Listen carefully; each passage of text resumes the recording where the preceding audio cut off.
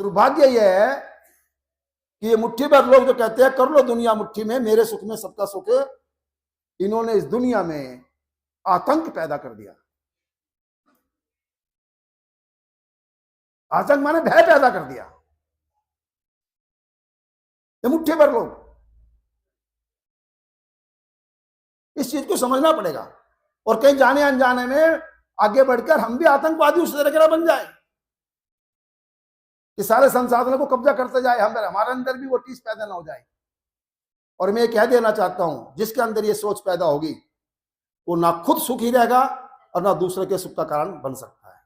वो खुद भी दुखी रहेगा और दूसरों को दुखी करेगा। और ना केवल मानव को, ना केवल मनुष्य को, बल्कि पूरी प्रकृति को भी। आज पर्यावरण का हाल देखो क्या हो रहा है। ये पर्यावरण का हाल जो हो रहा है आज, ये पढ़े लिखों ने किया है, अनपढ़ ने किया?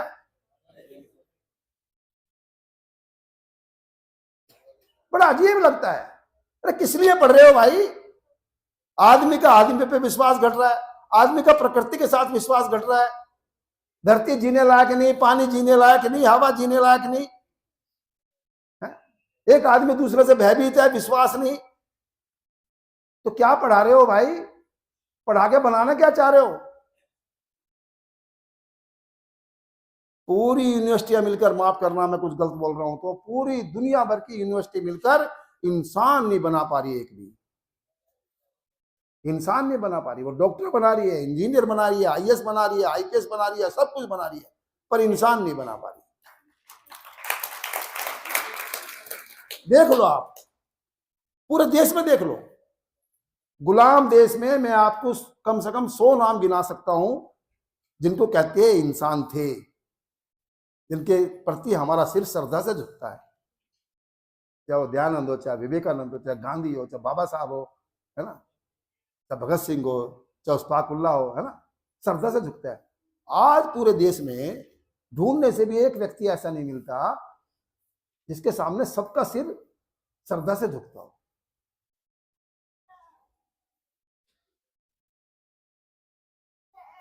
कैसा विकास, कैसा भारत!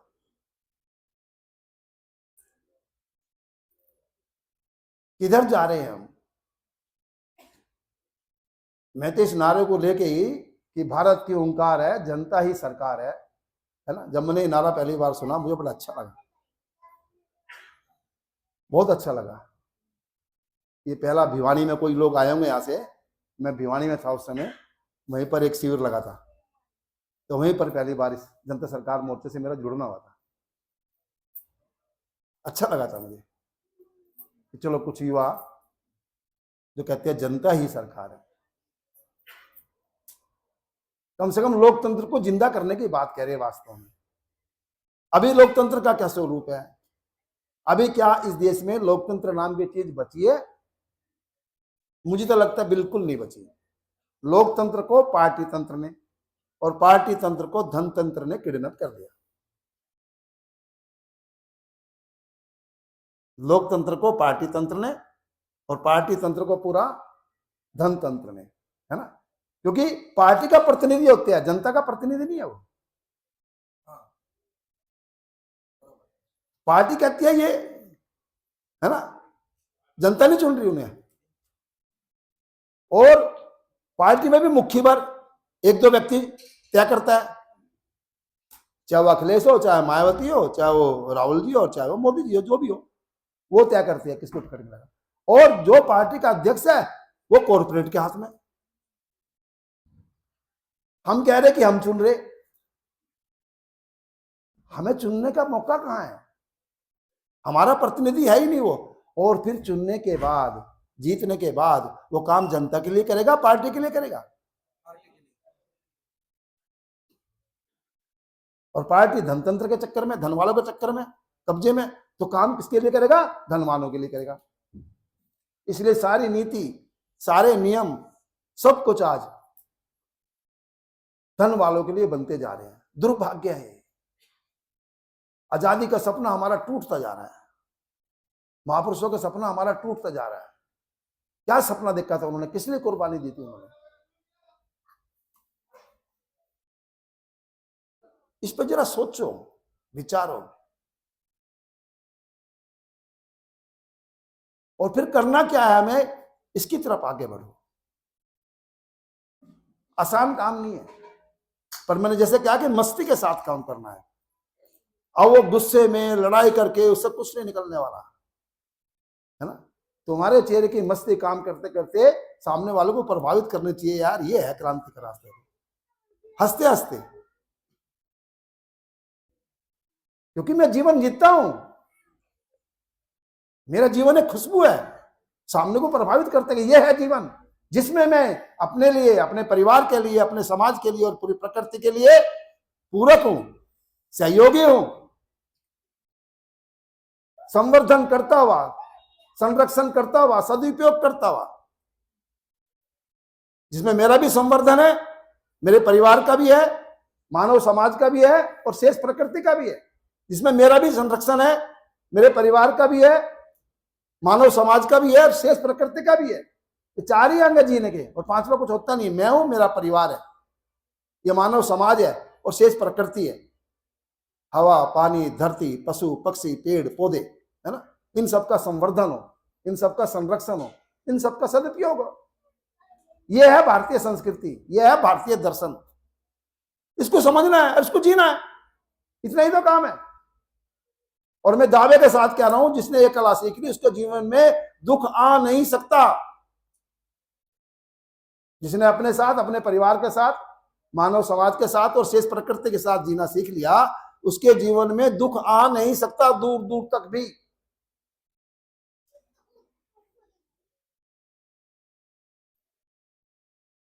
तो सोच बनानी पड़ेगी अपनी।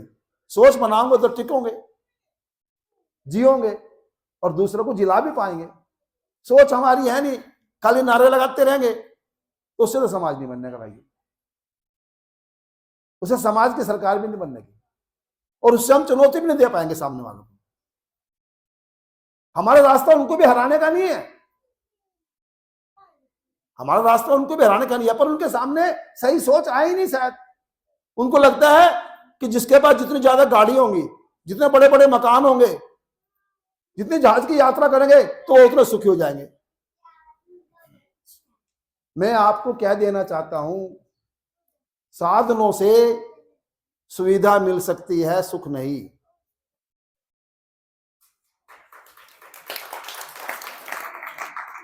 साधनों से सुविधा मिल सकती है, सुख नहीं। और सुख, सुविधा भी कब मिलेगी, जब आपके पास जीने की समझ होगी। नहीं तो आज साधन के कारण ही भाई भाई में, पति पत्नी में, गांव गांव में, देश देश में जितने युद्ध हो रहे हैं, ये सब साधनों के लिए ही हो रहे हैं। दो साधन हमें सुविधा देने के चक्कर में थे, वो साधन हमारे लिए बम बन गए। एक तरह से घर घर में बम पैदा हो गए। अरे बच्चे शादी करना नहीं चाह रहे, शादी करें तो तलाक हो जा फटाफट, और तलाक में खाली मियां बीवी का नहीं होता, पूरा परिवार घसीटा जा। देख रहे होंगे समाज में, है जिसका बेचारे कोई कसूर नहीं, ऐसे ऐसे कानून भी बन गए।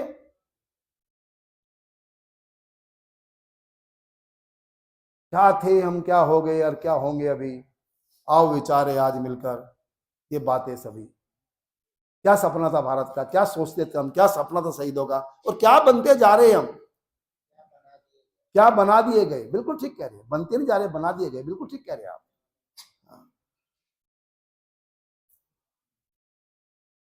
साधन से सुविधा मिल सकती है, सुख नहीं। और एक बात बता दूं आपको, साधन जो है शरीर की आवश्यकता है। साधन किसको चाहिए, भोजन शरीर को चाहिए, कपड़ा शरीर को चाहिए, है ना। गर्मी लगी तो पंखा शरीर को चाहिए, ठंड लगी तो ये गर्म कपड़े किसको चाहिए, शरीर को। पर मेरी आवश्यकता क्या है, मुझे क्या चाहिए। दो भाग है हमारे मनुष्य के, दो भाग है, समझो इस बात को भी। एक मैं हूं और एक मेरा शरीर है ना। मेरा हाथ कहते हैं ना, मेरी आंख, मेरा कान, ये मैं कौन है, इसको कभी जानने की कोशिश की है, शायद नहीं की होगी। अच्छी बात है, ये तो अच्छी बात है, जो करता ही आदमी। ये मैं कौन है, शरीर को तो देख लिया, शरीर के लिए सारी पढ़ाई कर रहे हैं, शरीर के लिए सारी मेहनत कर रहे हैं, है ना, शरीर को सारी सुविधा जुटा रहे हैं और पूरी जिंदगी बिता रहे हैं। पर मैं कौन है, मेरी आवश्यकता क्या है, मुझे क्या चाहिए, मुझे क्या पाना है। शरीर को तो साधन चाहिए, पर मुझे क्या चाहिए। एक शब्द है विश्वास। ये विश्वास मेरी आवश्यकता है, मेरे शरीर की आवश्यकता है। ये विश्वास मेरी आवश्यकता है, मेरे शरीर की आवश्यकता है। बोलो, मेरी आवश्यकता। विश्वास तो घट रहा है तो मैं मर रहा हूं, मेरी आवश्यकता तो पूरी नहीं हो रही। सम्मान मेरी आवश्यकता है, मेरे शरीर की आवश्यकता है। सम्मान मुझे चाहिए, मेरे शरीर को चाहिए, मुझे चाहिए। और कितना चाहिए, 1 kilo, 2 kilo, 5 kilo, 100 kilo, 1000 kilo, कितना चाहिए। विश्वास कितना चाहिए, हमेशा चाहिए, निरंतर चाहिए। कमाल की बात देखो आप, शायद ये सवाल कभी नहीं खुलेंगे आपके सामने। जो मेरी आवश्यकता है, विश्वास और सम्मान, वो हर पल चाहिए, हर क्षण चाहिए। आप पति पत्नी हैं, 25 साल विश्वास में बिता दिए और अब मतलब कुछ बात के लिए विश्वास बन गया तो जिंदगी नरक बना देगा आपकी, समझ लो आप। एक पल लगता है, विश्वास टूटा और जिंदगी खत्म। कितना तनाव बन जाता है, झेलना पड़ता है। जो झेल रहे उनको पता है। तो जो निरंतर चाहिए उसके लिए कुछ प्रयास ही नहीं है, उसके लिए समझ भी नहीं है। और जो सीमित मात्रा में चाहिए उसके लिए दौड़े जा रहे हैं हम। रोटी निरंतर चाहिए या आवश्यकता के अनुसार चाहिए। एक गर्म कपड़ा निरंतर चाहिए, आवश्यकता के अनुसार चाहिए। मकान निरंतर चाहिए, आवश्यकता के अनुसार चाहिए। एक कार निरंतर चाहिए, आवश्यकता के अनुसार चाहिए। जो आवश्यकता के अनुसार चाहिए और सीमित मात्रा में चाहिए उसके पीछे दौड़ लगा रहे हैं, भाग रहे हैं हम बुरी तरह। एक दूसरे को मारने को तैयार है हम। पर जो निरंतर चाहिए, हर क्षण चाहिए, उसका पता ही नहीं है। विश्वास, सम्मान, स्नेह, प्रेम, पता ही नहीं हमें।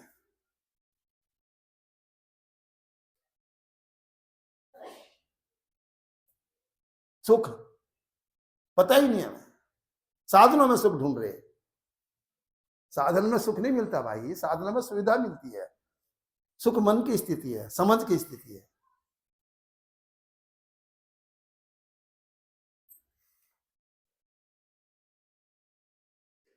इसलिए समझना पड़ेगा जीवन को।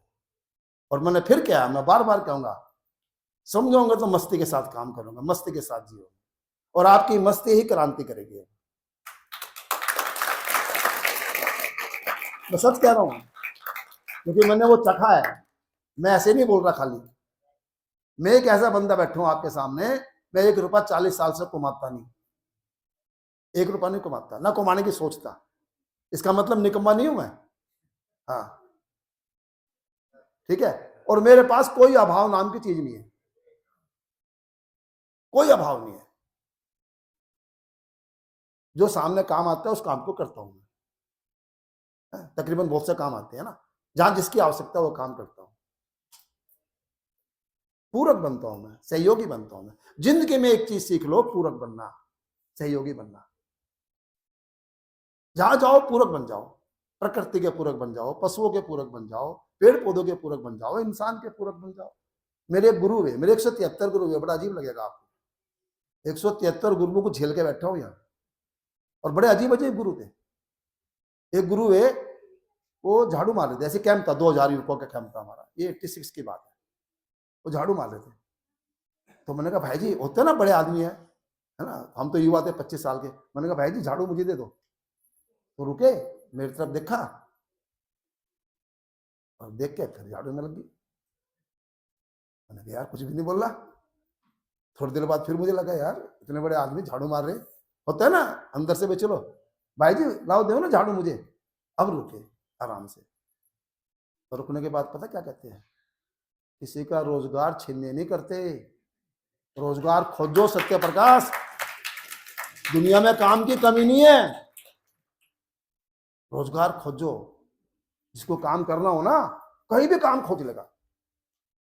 और मैं आपको कह देना चाहता हूं, मैं कहीं भी चला जाऊं, किसी संगठन में चला जाऊं, किसी परिवार में चला जाऊं, ठीक है ना, एक दो दिन तो मैं देखता हूं उस परिवार में भाई क्या है, और तीसरे दिन से मुझे काम मिल जाए उस परिवार में क्या करना। जो काम अभी तक वहां रुका पड़ा था उस काम को कर दो शुरू। अब बताओ, परिवार वाला मुझे अपने घर से बाहर निकाल लेगा, अपने घर पे रखेगा? उपयोगी आदमी को कोई नहीं भगाता, उपयोगी बनना सीख लो। मेरे कम से कम 1 लाख परिवार है इस देश में, ऐसे परिवार है जैसे मेरे माता पिता का, उससे ज्यादा बल्कि जाके मैं रह सकता हूं। मुझे आज 40 साल हो गए। अजीब लगेगा आपको, होटल में खाता नहीं, हॉस्पिटल में जाता नहीं। ये होटल और हॉस्पिटल बड़ी खतरनाक चीज है। ये विकास नहीं है, ये विनाश है। कल बता रही थी ना।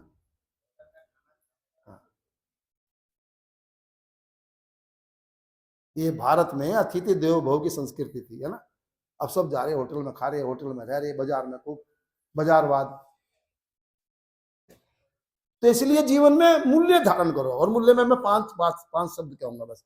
सोचना, विचारना, ठीक है ना। हर एक आदमी जो भी कुछ कर रहा है वो सुख के लिए कर रहा है, सुखी होना चाहता है, सुखी होना चाहता है, और सुख भी निरंतर चाहता है ना। सुख का आधार है विश्वास।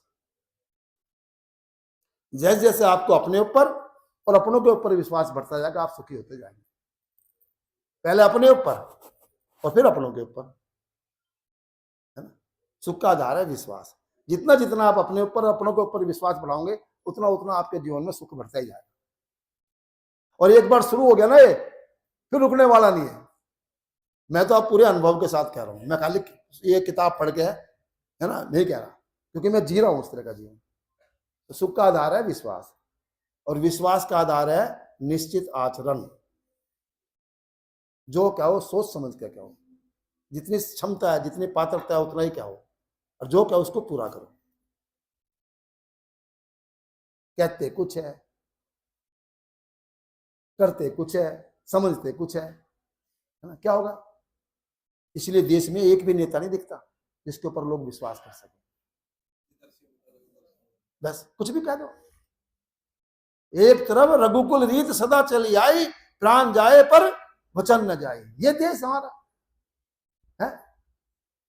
और दूसरी तरफ आज तो वचन का महत्व भी नहीं, जवान का महत्व भी नहीं, और लेते हैं राम का नाम। हम सभी, तो राम हमारे पूर्वज है, तो राम को समझना तो पड़ेगा ना, राम थे क्या वास्तव में।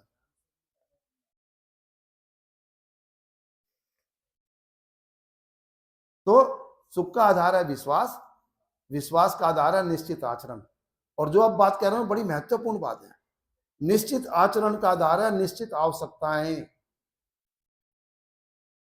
जो समझदार आदमी है, ज्ञानी आदमी है, उसकी आवश्यकताएं निश्चित हो जाती है। इससे ज्यादा चाहिए नहीं और इससे कम में काम चलता नहीं, बिल्कुल निश्चित। वो दूसरों से प्रभावित नहीं होता, कौन सी गाड़ी लेकर आया दूसरा, कौन सा महंगा मोबाइल ले रहा, कौन सा क्या है, कुछ नहीं। वो गुलाम नहीं होता, वो स्वतंत्र होता है।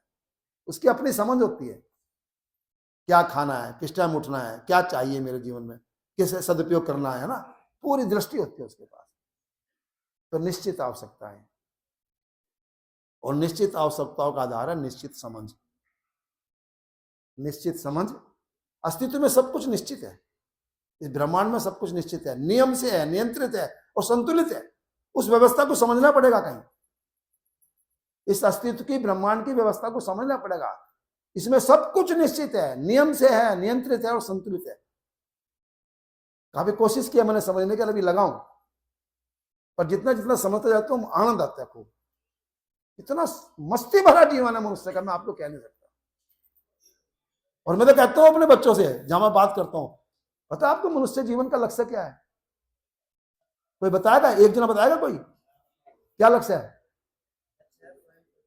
स्वयं को जाने। अच्छा ठीक है, बस एक से ही बहुत है, ठीक है। और मैं क्या कहता हूं? हाँ सुनो, बता दीजिए आप भी है। हाँ ठीक है, वो भी ठीक है। मैं क्या कहता हूं, अब मेरी बात सुन लो। मनुष्य जीवन का लक्ष्य है भगवान बनना। भगवान के बच्चे भगवान ही बनेंगे। इससे कम में काम चलता नहीं भाई। एकमात्र लक्ष्य है भगवान बनना, और कोई मुश्किल भी नहीं है भगवान बनना। ये बता दूं आपको, लग रहा है बहुत मुश्किल बात कह रही, कोई मुश्किल नहीं है। मैंने तो हजारों बच्चों को तैयार कर दिया।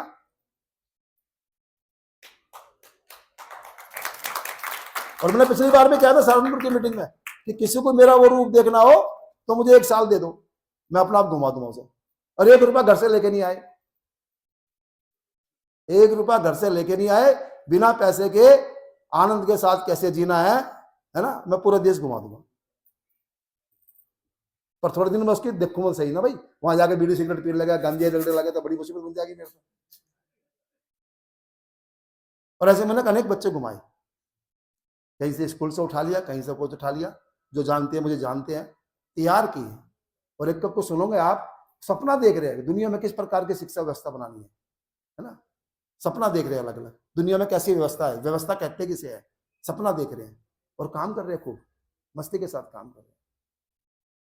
एक बच्चा मेरे पास आया था 12वीं क्लास के, मुझे दुनिया घूमनी है। कैसे घूमनी है? पैदल घूमनी है। वो क्या करना है, यही का वर्धा का ही है, बस मुझे आप एक काम करो, कंप्यूटर सिखा दो और इंग्लिश सिखा दो। मैं कहा तो मेरे को भी नहीं आती भाई। कहता है आपको ना हो कोई बात नहीं, मुझे सिखा दो आप। शायद मुझे दिल्ली ले गया, मैंने कि इंग्लिश वाला की इंग्लिश सिखवा दी और कंप्यूटर सिखवा दिया। वो भाई साहब वो तो वास्तव में आज दुनिया ही घूम रहा है। 12वीं क्लास का यहाँ का एक सिंपल परिवार का बच्चा, मोरेश्वर, अब तो दुनिया में नाम हो गया उसका, मोरेश्वर नाम है, यहीं का है, 12वीं क्लास का बच्चा है ना, वो पूरी दुनिया घूम रहा है भाई साहब। वो पता नहीं कैसे घटनाक्रम घटा, गूगल वाले ने उसको गोद ले लिया कहीं है ना, और उसकी पब्लिसिटी होगी, आज पूरी दुनिया का वो एकदम युवाओं का है, बन गया एक सितारा, यहीं का है, इसी केंद्र से मिला मुझे। बाहर की, अंदर की नहीं, अंदर की नहीं अंदर की दुनिया एकदम अलग है। तो मैं ये कह रहा हूं कि विचारों को गहराई से समझो, समझोगे तो जी पाओगे, जी पाओगे तो आनंद मिलेगा, नहीं तोते बन जाओगे। तोतों में मेरी कोई रुचि नहीं है ना। भारत वास्तव में क्या आपको मालूम है, भारत के अंदर, माफ करना अगर आपको गलत लगे, सन्यासी, शिक्षक, वैद्य और नारी, इन 4 को पैसा कमाना पाप था। सन्यासी, शिक्षक, वैद्य और नारी, क्योंकि इनके काम की कीमत हो ही नहीं सकती। आप देखो ध्यान से, हो ही नहीं सकती। इन 4 खूब सोचो आप, इन 4 के काम की कीमत हो ही नहीं सकती। पहले कभी सुना आपने ये बात? भारत बनाने चले हैं, भारत को जानते नहीं, कैसे बनेगा भारत भाई?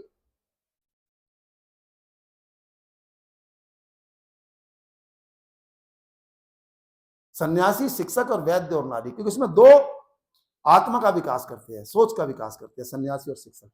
और 2, अगर शरीर बीमार पड़ जाए, शरीर का पालन पोषण, शरीर कैसे स्वस्थ रहे है ना, उसका काम करते हैं, महत्वपूर्ण काम करते हैं। शरीर भी चाहिए और मैं भी चाहिए। शरीर बहुत स्वस्थ रह ही नहीं सकता बिना मेरे स्वस्थ हुए।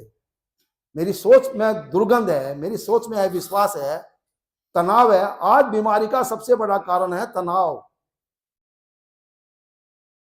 सबसे बड़ा कारण है तनाव।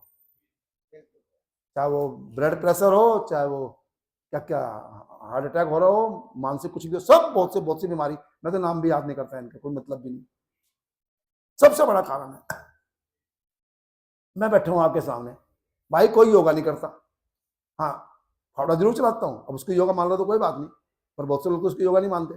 कोई योगा नहीं करता, ठीक है, कोई स्पेशल क्लास नहीं, हाँ 3-4 घंटे कुछ जो भी काम होता है कहीं भी परिश्रम करता हूँ खूब मस्ती से, ये पसीना आ जाए एक बार, कपड़े अपने अपना आप धोता हूँ। ये मशीन जो कपड़े धोती है ना, ये रोग की जड़ है। आप सिर्फ अपने कपड़े अपना आप धो, आधे घंटा, मैं कह रहा हूँ 25% बीमारी खत्म, मशीन से नहीं, हाथ से। ये सारी वर्जिश हो जाए भाई साहब, मेरा अनुभव है, सारी वर्जिश हो जाए बिल्कुल। हाँ, मैं ऐसे क्या दिया, कलेक्टर ने जाकर अपने घर में धोने शुरू कर दिए, उसकी पत्नी का फोन आया भाई मेरे पास। तो चीजें समझनी पड़ेगी, कुछ समझोगे सचमुच मजा आ जाएगा। और ये जनता सरकार मोर्चा से एक व्यक्ति का आचरण बोलना चाहिए, उसका जीवन बोलना चाहिए, जो कहे एक बार देख के ये जनता सरकार मोर्चा का आदमी होगा जरूर, है? मैं तो इस उम्मीद के साथ जुड़ा हूं इससे कि लोग देखें कि भाई ये जनता सरकार मोर्चे का आदमी होगा, जो झूठ नहीं बोलेगा, जो लालच में नहीं फंसेगा, कितने से बड़े लालच आ जाए, जो बिकेगा नहीं, जो झुकेगा नहीं, जो डरेगा नहीं, जो स्वतंत्र होगा, जिसके पास अपनी सोच समझ होगी, जिसको जीना आता होगा, जो दूसरों से प्रभावित नहीं होगा, प्रेरित जरूर होगा, है ना? प्रभावित नहीं होगा पर प्रेरित होगा। और फिर जो आज वर्तमान को समझ के वर्तमान में क्या करना है उस काम को करेगा। मैं एक बात और कह दूं, हालांकि बड़ा मुश्किल सा काम है, पता नहीं कुछ शायद ठीक भी ना लगे, पर कह दूं क्या दिक्कत है।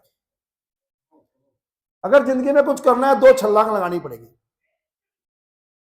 कुछ करना है या पाना है, 2 छलांग। और जो भी बात कह रहा हूं मैं अपने अनुभव के साथ कह रहा हूं, मैं खाली ये नहीं किताब पढ़ के कह रहा हूं, किताब में मिलने की भी नहीं, ये जो मैंने अपने जीवन से सीखी वही कह रहा हूं मैं। 2 छलांग लगानी पड़ेगी। एक छलांग माता पिता से, खून के रिश्तों से आगे बढ़ना पड़ेगा। मेरा एक स्लोगन है, घर को छोड़ना नहीं और घर तक रुकना नहीं। घर को छोड़ना नहीं, बिल्कुल नहीं, जो घर छोड़ चलते कुछ नहीं कर पाएंगे, पर घर तक रुकना भी नहीं। जैसे हम अपने घर वालों से प्रेम करते हैं, ऐसे इस प्रेम के दायरे को बढ़ाते जाओ। जैसे हम अपने परिवार वालों को सुखी देखना चाहते हैं, इस दायरे को बढ़ाते जाओ, कम से कम भारत तक तो बढ़ा ही लो। घर को छोड़ना नहीं और घर तक रुकना नहीं। दूसरी छलांग जो बहुत मुश्किल है, बहुत मुश्किल है, गुरु ग्रंथ और संप्रदाय। गुरु ग्रंथ और संप्रदाय, मैंने 173 गुरु देखो ना, छलांग मारता गया, चिपका नहीं। कहीं एक गुरु बना लो बस हो जाएगा ना, एक गुरु से काम नहीं चलता भाई। एक गुरु से जो लेना था ले लिया, उसका सम्मान करता आगे बढ़ गया। तो गुरु ग्रंथ और संप्रदाय एक समय तक जैसे माता पिता बच्चे के लिए पूरक है, उसके बाद ये सबसे बड़े बाधक भी है उसके विकास में। इसलिए मैं कहता हूं 15 साल तक तो बच्चा आज्ञाकारी, और 15 साल के बाद जो बच्चा आज्ञाकारी होगा जिंदगी में कुछ नहीं कर सकता। 15 साल के बाद चाहिए समझदारी, उसकी अपनी समझदारी डेवलप हो, क्या करना। ऐसे गुरु ग्रंथ और संप्रदाय एक समय तक ये बहुत पूरक है, बहुत पूरक है एक व्यक्ति के जीवन में, पर एक सीमा के बाद ये सबसे बड़ी बाधा बन जाती है, क्योंकि युग पलट चुका, समय बदल चुका। मैं आज सुबह ही बात कर रहा था, पवनार आश्रम गया था, कि जो गीता आप पढ़ते हो ना, वो गीता महाभारत के लिए थी, अर्जुन के लिए थी। आपको अपनी गीता का अपना आप निर्माण करना पड़ेगा। आज की गीता आपको अपनी बनानी पड़ेगी। आज के महाभारत के मैदान का दृश्य अलग है, आज की लड़ाई अलग ढंग से लड़नी पड़ेगी। वो महाभारत वाली लड़ाई काम नहीं आने की। आज उससे कुछ प्रेरित होके आज के महाभारत में हमें कैसे श्री कृष्ण की, कैसे अर्जुन की भूमिका निभानी है, इसको खोजना पड़ेगा, अपनी गीता लिखनी पड़ेगी आपको। ये गीता ही मिशन का ही केंद्र है, पूरे देश में गीता का प्रचार करते हैं। तो हमारी अपनी माई से लड़ाई होती है कि आप पुरानी गीता की बात करते रहो, हम तो वर्तमान की गीता खोज रहे और वो हम लिखेंगे। क्योंकि आज महाभारत का रूप पलट चुका भाई। वो सामने वाला वो नहीं खड़ा, वहां दुर्योधन खड़ा, वहां भीष्म पितामह खड़ा, यहाँ ये खड़दा से लेकर नहीं खड़े। अब तो पूरी अलग ही दुनिया बन गई।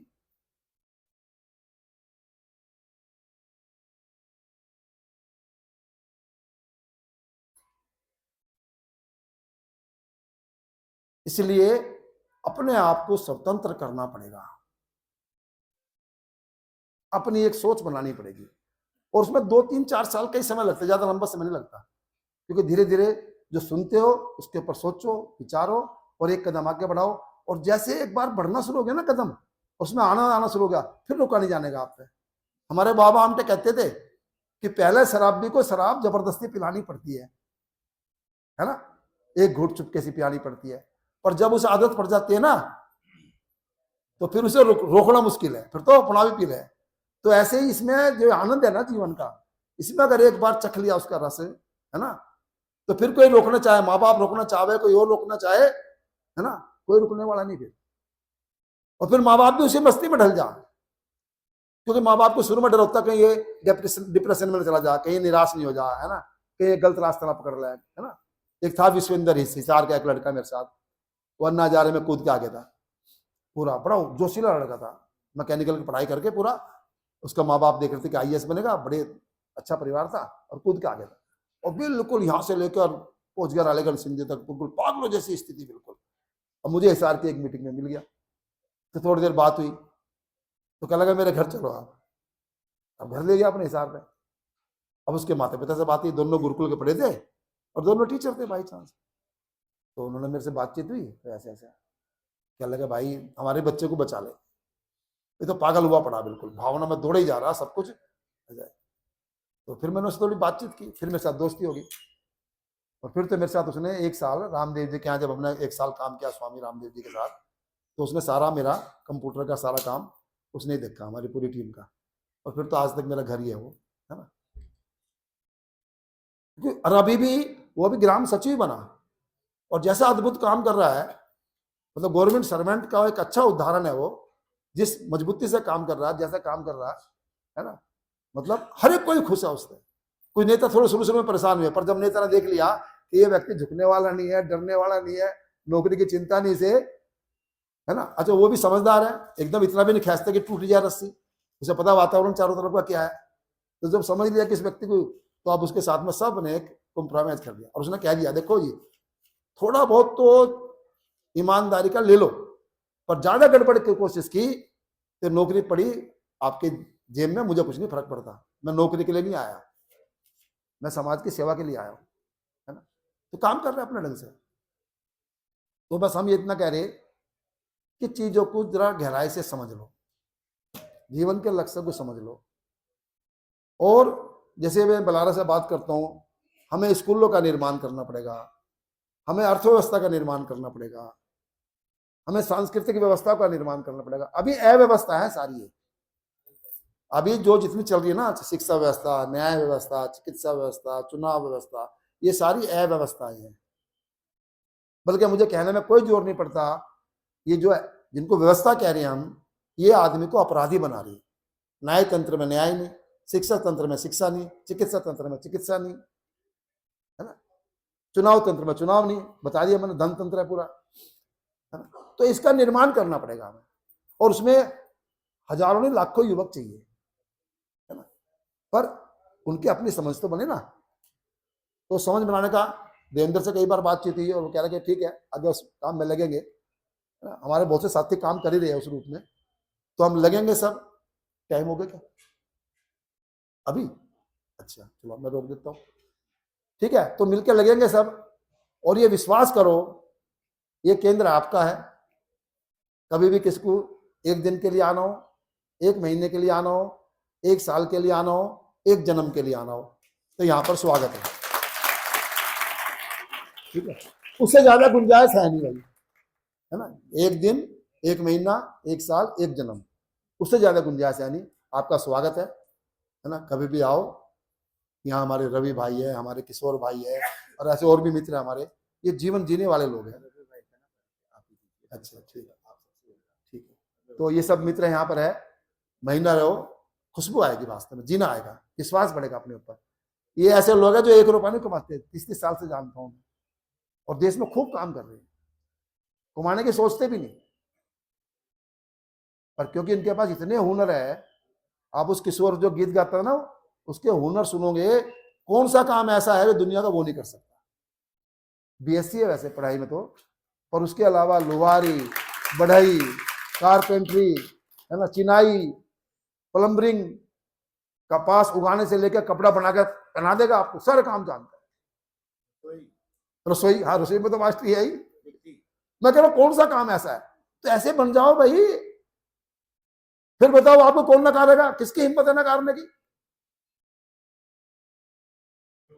हाँ उपयोगी बन जाओ।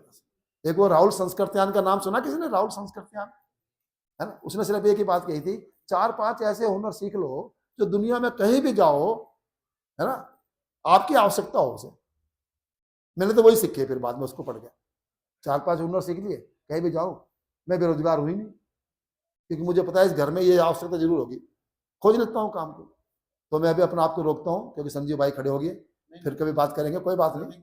हाँ, तो रवि भाई, ये इस केंद्र की एक उपज है, पिछले 30 साल से इस केंद्र से जुड़ा है, महाराष्ट्र का रहने वाला है और जीवन को जीतता है अपने गांव को ही। इसके बाद अपने गांव को ही पूरा एक ग्राम स्वराज्य का कैसा रूप हो सकता है उसको लेकर काम कर रहा है पिछले कई साल से, और बड़ा अच्छा रूप दिया है उसको।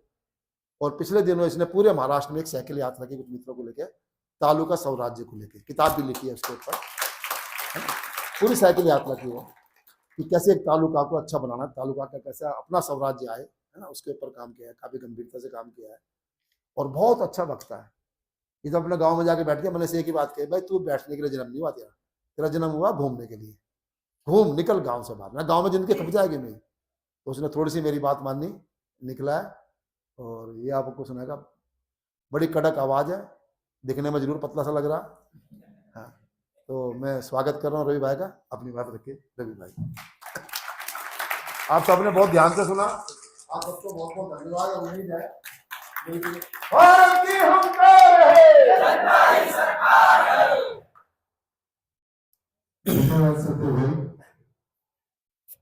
सत्यभाई को हम लोग कहते हैं, जैसे उन्होंने कहा कि भारत में कहां कहां हीरा बैठा है, संस्था के रूप में, व्यक्ति के रूप में, विचारक के रूप में, स्वयं सेवक के रूप में, राइट, नेता के रूप में, उन सबको ढूंढ के लिए लाना और एक सिरे में, एक धारा में पिरोने का काम सत्यभाई ने पिछले 40 साल से निर्वाध रखी। ठीक है, और हमें इस केंद्र से जोड़ने का जो श्रेय है वो भी सत्यभाई को जाता है। और इनके माध्यम से हम मतलब हर साल पुराने और नए हीरों को लगातार मिलते रहते हैं, जो हमारे लिए प्रेरणा स्रोत भी बनते हैं, हमारे मार्गदर्शक भी बनते हैं। तो इन्हीं के माध्यम से जो अगले मार्गदर्शक है हमारे, वो रवि भाई हैं। तो आज के विषय को मैं थोड़ा सा संदर्भ दे देता हूँ, कॉन्टेक्स्ट। संदर्भ है कि ग्राम स्वराज क्या है, तो पंचायती राज क्या है, तो सच और अच्छा, सच का उल्टा क्या होता है, झूठ या सफेद झूठ। सच का उल्टा क्या होता है, झूठ या सफेद झूठ। हेलो, अगर आपके पास झूठ है ना, तो स्पष्ट हो जाएगा थोड़ी देर में कि गलत है, और आप उससे सच का रास्ता की यात्रा शुरू कर दोगे, उससे तुरंत निकल जाओगे, राइट। क्योंकि सच भी स्पष्ट होता है और झूठ भी स्पष्ट होता है, ये मुझे चाहिए और ये मुझे नहीं चाहिए।